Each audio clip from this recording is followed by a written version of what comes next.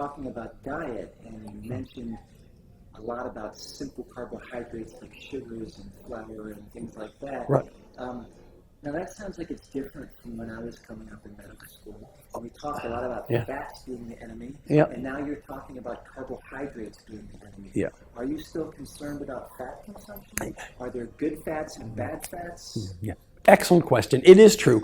So the American Heart Association, when you and I were in medical school, said, oh, you got to reduce the fat in your diet, and if you're going to have fat, you need plant fats. So they were saying, oh, you should eat margarine, don't eat butter. Well, subsequent science has shown us that's a little bit true, but not as true as the simple carbohydrates. The simple carbohydrates have now moved to be the worst thing in your diet. Yeah. So, the kids who are drinking sodas with lots of sugar, the kids who are eating candy bars all the time, those are really bad for you. Sounds like Wonder Bread's not so good either. No, Wonder Bread's not so good. What we want you to do is go to the bakery and buy the whole wheat bread that shows all the nuts and the various fiber and so forth in there.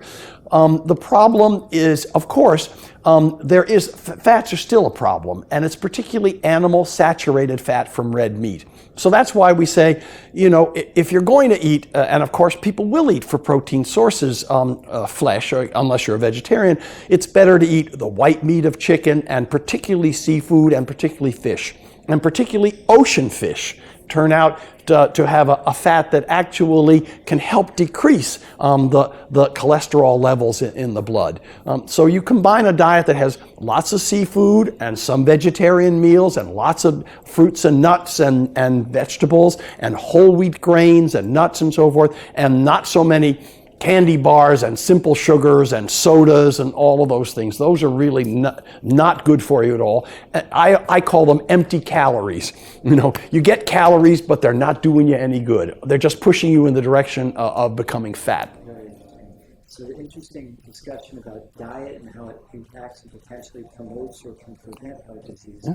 What about other lifestyle factors? For instance, mind-emotional factors, stress, we used to talk about type A personality and hostility and cynicism. Yeah. Are those things still considered to be important, and what can a person do about that? Yeah, and in fact, there's actually a special form of a heart attack that can just come from terrible news. We all hear stories about, so-and-so heard that their family member died and they had a heart attack. And that can actually happen. It doesn't happen very often.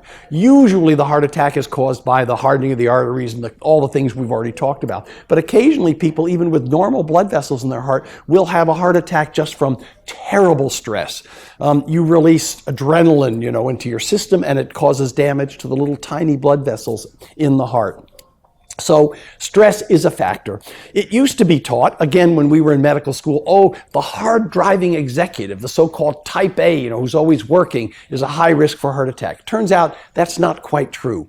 That personality is not a high risk for a heart attack. The person who's high risk for the heart attack is the person who's angry all the time. The person who's hostile, who's saying, I hate this person and I hate that and nobody ever does anything good for me and I'm so angry all the time.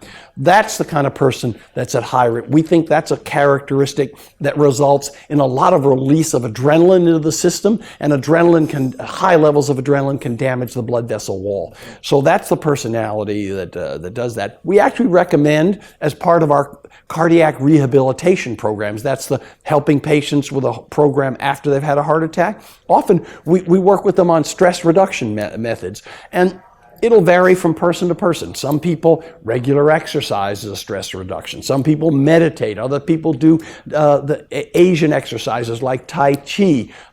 There's a whole variety of stress reduction methods. The one stress reduction method that's not good is cigarette smoking. Right. Yeah.